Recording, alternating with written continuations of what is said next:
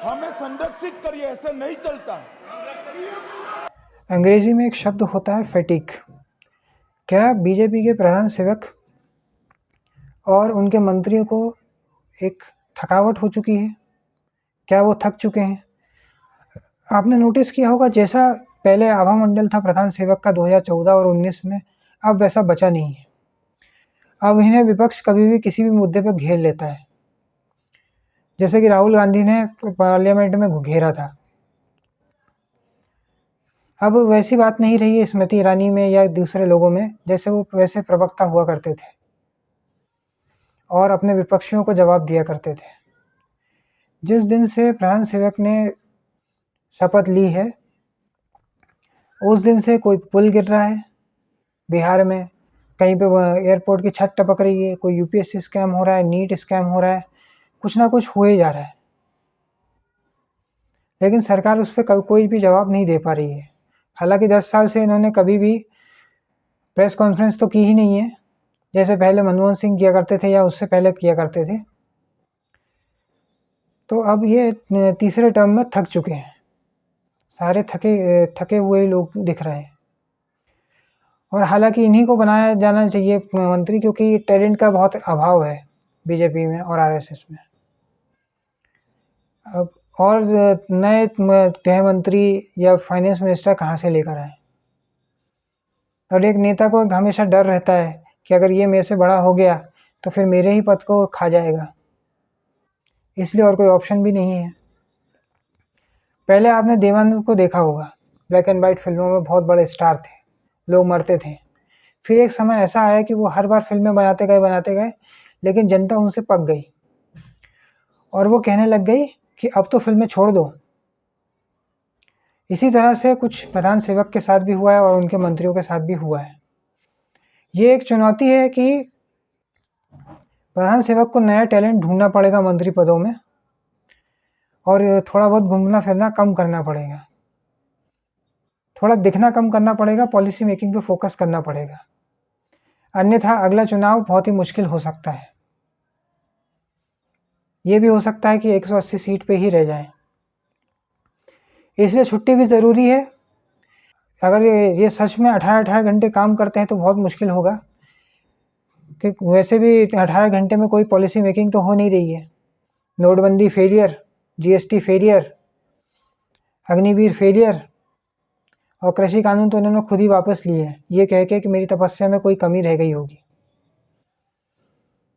आप छोटे व्यापारियों से पूछेंगे तो जीएसटी से उनको क्या दिक्कतें हैं वो आपको बताएंगे।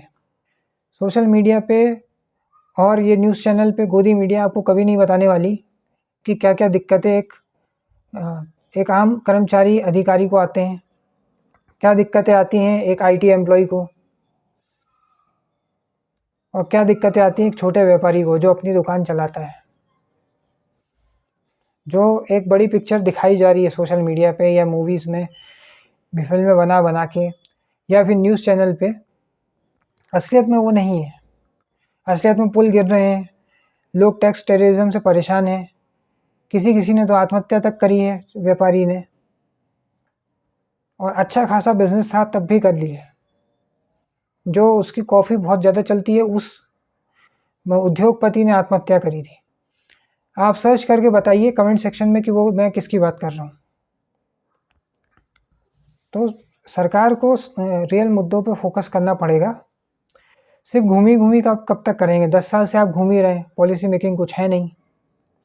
और अब ये लगने लग गया है कि सरकार में लोग जो है बहुत ही थके हुए हैं। बीजेपी के कई नेता की भी डेथ हो चुकी है, जैसे सुषमा स्वराज, अरुण जेटली। इसलिए अब नया टैलेंट लाना ज़रूरी है,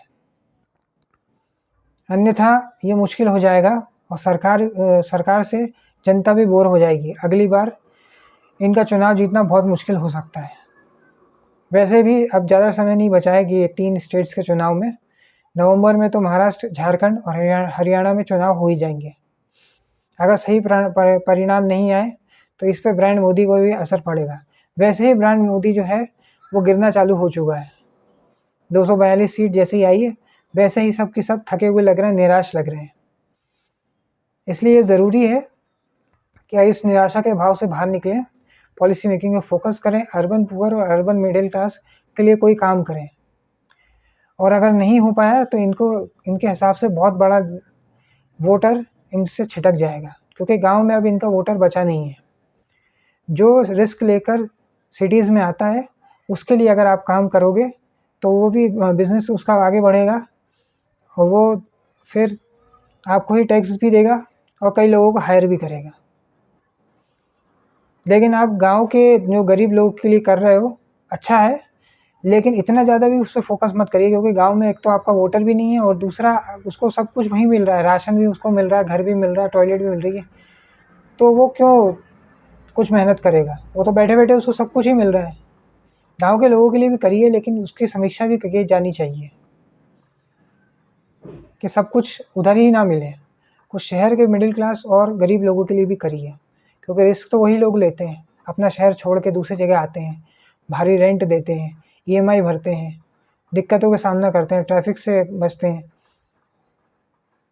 बहुत स्ट्रगल करनी पड़ती है उन लोगों को। इसलिए इस ओर भी ध्यान दीजिए और नया टैलेंट लाने की कोशिश करिए पढ़े लिखे लोगों का। धन्यवाद।